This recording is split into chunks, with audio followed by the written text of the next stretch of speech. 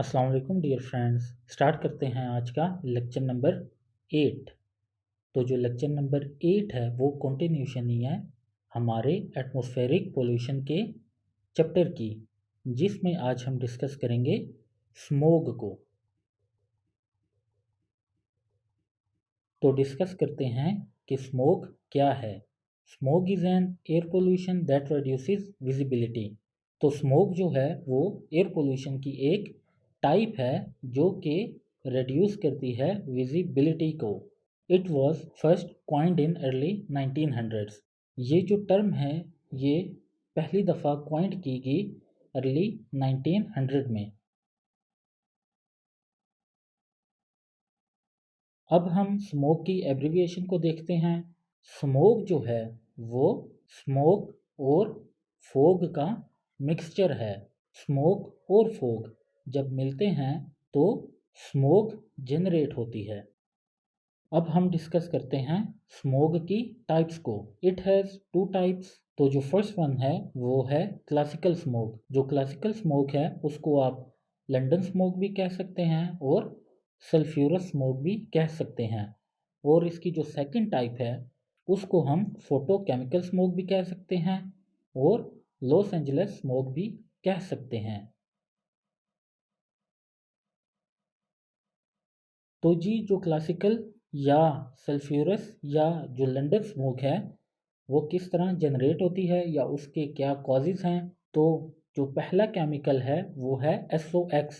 Means के जो पहला पोल्यूटेंट है SOx वो जब मिलता है स्मोक के साथ और फॉग के साथ और जो टेम्परेचर है वो लो होना चाहिए, तब ये तमाम जो एलिमेंट्स हैं ये मिलकर क्लासिकल या लंदन स्मोक को जनरेट करते हैं। इसी तरह हम देखते हैं फोटोकेमिकल स्मोक या Los Angeles smoke.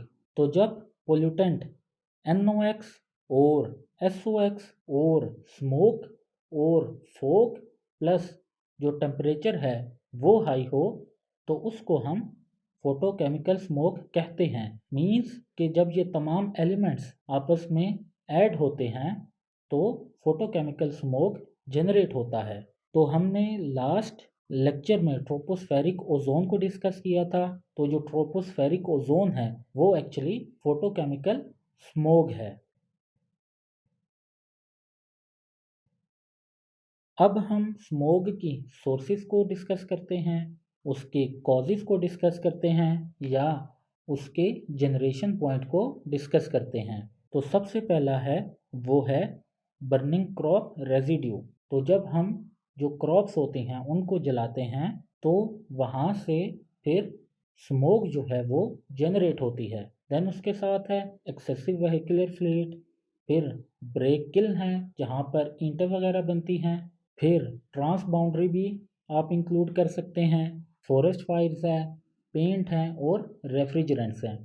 Trans boundary जो है वो इस तरह कि इंडिया में अगर किसी फैक्ट्री से कोई एयर पोल्यूटेंट रिलीज होता है या वहाँ पर जो क्रॉप्स होती हैं उनको जलाया जाता है, हम देखते हैं कि जब गंदम की वो जो रेमिनेंट्स होते हैं वो बच जाते हैं तो उनको आग लगाई जाती है। इसी तरह अगर इंडिया में आग लगाई जाए और जिस जगह वो आग लगाई जाए वो पाकिस्तान के साथ ही हो, मीन्स के बॉर्डर के साथ वाला एरिया हो, तो विंड्स के थ्रू जो उसके पोल्यूटेंट्स हैं जो स्मोक की जनरेशन में एक वाइटल रोल जो है वो प्ले करते हैं तो वो पाकिस्तान आ सकते हैं। तो ये तमाम चीज़ें जो हैं वो स्मोक के कॉजेज़ में शामिल हैं।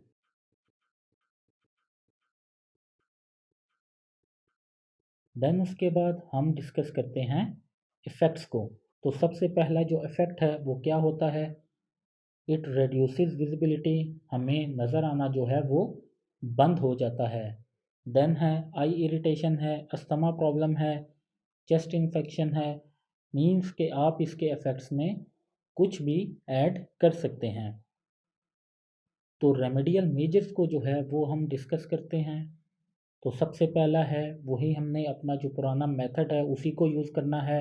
तो सबसे पहला है वो है एट सोर्स ट्रीटमेंट, मीन्स कि जहाँ से ये पैदा हो रहा है वहाँ से उसको रिड्यूस किया जाए। मीन्स कि आप जो क्रॉप्स हैं उनके रेमिनेंट्स को आग ना लगाएं, उनको किसी और तरीके से डिस्कार्ड करें। आप फॉरेस्ट फायर जो हैं उसको कम करें, जो वेहिकुलर फ्लीट है उसको इलेक्ट्रिक पर कन्वर्ट करें। इसी तरह at scientific treatment spray towers आप यूज़ करें, स्प्रे पैक्ड कॉलम्स यूज़ करें, वेंचुरी स्क्रबर्स यूज़ करें और फैब्रिक पे फिल्टर्स का यूज़ करें।